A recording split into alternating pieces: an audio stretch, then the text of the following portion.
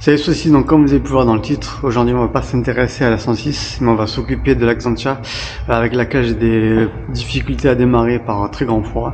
Donc quand il fait en général, chez mes parents, quand il fait 5 degrés, le démarreur force énormément, alors que normalement ça ne veut pas faire ça. Donc là on va essayer de faire un test à Marseille, donc il fait aux alentours des 11 degrés, et par la suite on va démonter puis contrôler le démarreur, voir si c'est bien lui qui est en défaut. Voilà, donc là on va essayer de faire un test à froid. Donc sur Marseille, dans le box, on est à 6 degrés. Donc on va voir comment réagit le démarreur. Voilà, donc là on voit bien que le démarreur est force, donc ce qui est pas normal. Donc là ce qu'on va faire dans le premier temps, avant de déposer le démarreur, on va contrôler les alimentations permanentes et de l'excitation. Donc soit une lampe témoin, soit un multimètre. Donc on va contrôler les alimentations. Donc hop, sur une masse, bon, moi je me prends ici, c'est une bonne masse. On va chercher hop, le plus permanent qui est l'écrou de 13, qui est juste là. Vous prenez une lampe pour voir. On va chercher, hop, et on s'aperçoit qu'on a bien le plus permanent.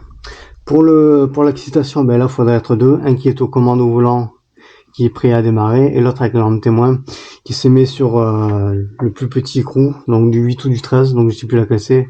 Et au moment que la personne qui démarre au volant, faudra mettre la lampe témoin pour voir si l'alimentation arrive au niveau de l'excitation.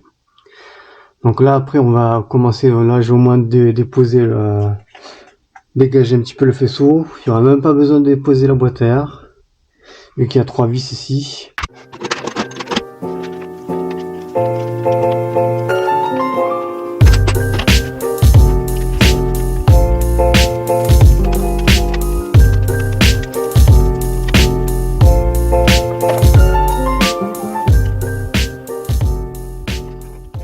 A few moments later. Voilà, donc là j'ai retiré le démarreur. Donc on va retourner à l'appartement, le tester. Donc là je vous laisse regarder ma référence du démarreur. Donc je vous montrerai aussi la référence Bosch.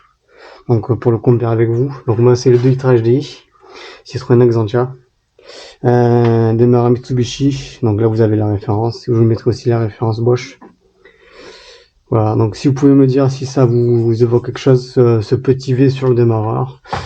Savoir si c'est un démarreur en échange standard d'occasion ou de casse, ou je sais pas, ou si c'est d'origine Citroën.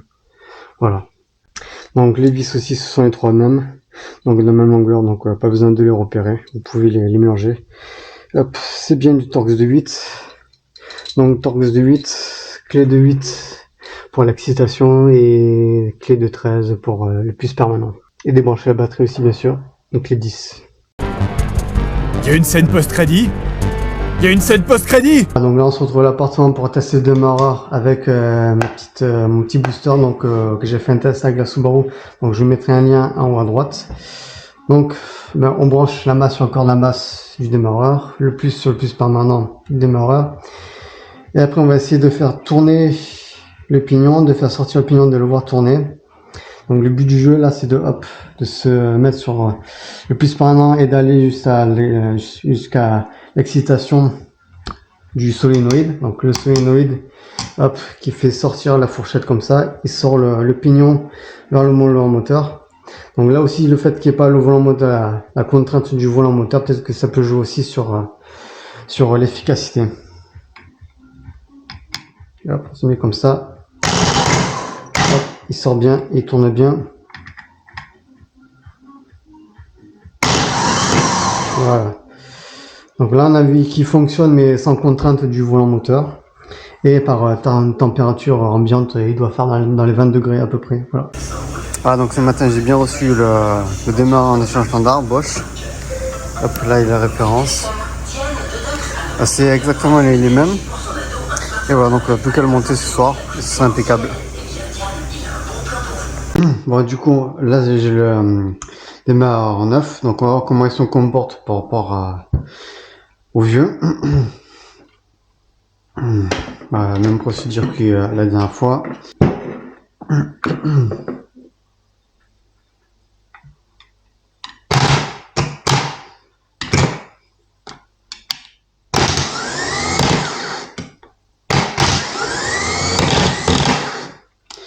Lui, on dirait que le pignon il sort plus facilement. Voilà, donc en faisant le même test avec les deux démarreurs, donc l'ancien et le nouveau, donc il y avait un meilleur fonctionnement avec celui d'échange standard. Donc après on verra une fois monté. Et là on va faire le premier démarrage après avoir remplacé le démarreur.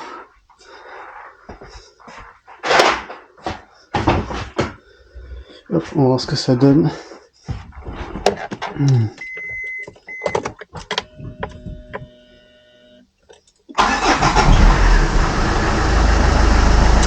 Là ça démarre direct, cache.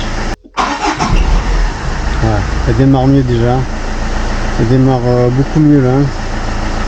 Bon ok, bon c'est une bonne chose. Donc après on verra dans les conditions réelles chez les parents. Donc il fait proche du 0 degré environ. Voilà, donc là on se retrouve dans les mêmes conditions où j'avais la panne avec le vieux démarreur. Donc on est hop chez les parents, il fait vachement humide. Donc au niveau de la température, bon il fait pas très froid. On est à 8 degrés. On va voir si ça redémarre correctement comme à Marseille avec un démarreur neuf. Voilà, donc là ça démarre impec. Il n'y a plus de soucis où le démarreur est force. Donc voilà, donc c'est problème résolu. Voilà, donc si vous avez la possibilité de me dire sur le démarreur que j'avais monté sur la voiture, si le V qui est écrit en blanc ça correspond à quelque chose ou pas, voilà, ce serait bien. Bah, je vous remercie pour le visionnage. Laissez-moi quelques commentaires pour vous dire votre avis. Et je vous dis à la prochaine. Ciao.